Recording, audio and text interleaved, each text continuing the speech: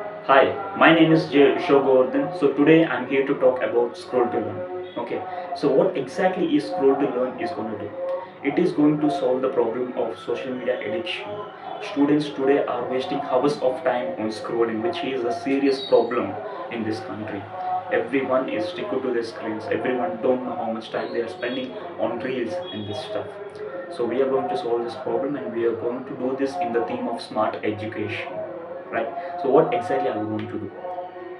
We are going to create an AI driven application where teachers can give short prompts of what they taught in the class, and the application will convert those prompts into short reel format videos where students can do their revision. Okay, so now this is just a normal idea. So what makes this so interesting? What makes students to switch from Instagram to our application? What are the user adoption challenges? So what steps are we going to take?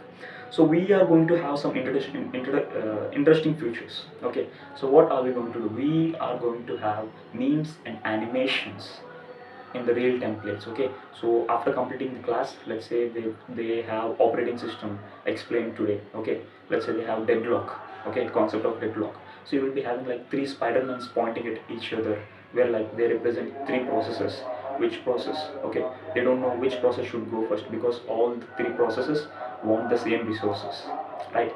So this is how we are going to make interesting. We will be having some set of features that will solve the user adoption challenge. So number one is the memes and animations, as I already talked about. We will have a social media team which will be saying all the incoming memes, right? All the incoming memes in the social media, and they will be turning those memes into the templates, and ultimately the prompt that is given, the script that is generated, will be inserted into this meme and will be displayed as a set of reels and reels, and we will be having animations explaining stuff. And then the second most and interesting feature is the self-explanation. Imagine yourself explaining stuff to yourself. Okay, so this is possible using the real-time deepfake AI rendering technology. Okay, the student will be seeing himself explaining stuff on the screen, which is more engaging, and he will be sticked to the screen like a glue. So how this is going to be worked? We will be taking a legal consent from the student. Okay, and the photo will be rendered into a deepfake AI video, and the student will be explaining the stuff, including subtitles, and he will be self-obsessed about what he is talking, and he will be ultimately turning into the guy who really explains. Okay, so this is the very most interesting feature.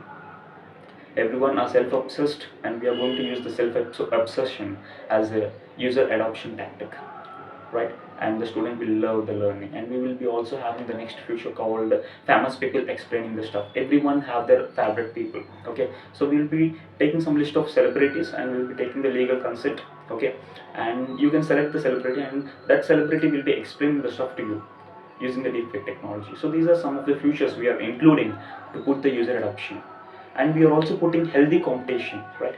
So all the students will be having a honor score. Okay, students will be having the ranking. Okay, the best performed students, we will be having flashcards and short questions after the read. Okay, and this will just put the students to answer the questions, answer the right answers. Okay, and increase the honor score, right? Increase the honor score, and the students will be ranked based upon the performance. And when you open the application in your class, you'll be seeing like some top three students displaying on the top of the leaderboard. You will be like at the bottom. Okay, and obviously you want to get onto the top because you want everyone to know that you are the best, and you will be working on that. So this is the healthy competition that we are going to put. Okay, and the one more thing is the teacher student connection outside the class. This problem is like a long unsolved problem. Okay, so this application creates a stronger teacher and student connection outside the class. Okay, so our class and our institution will follow a structure, will follow a schedule, will follow a system, right? And our application that we are revising, okay, will follow the same structure, same curriculum, and the same schedule.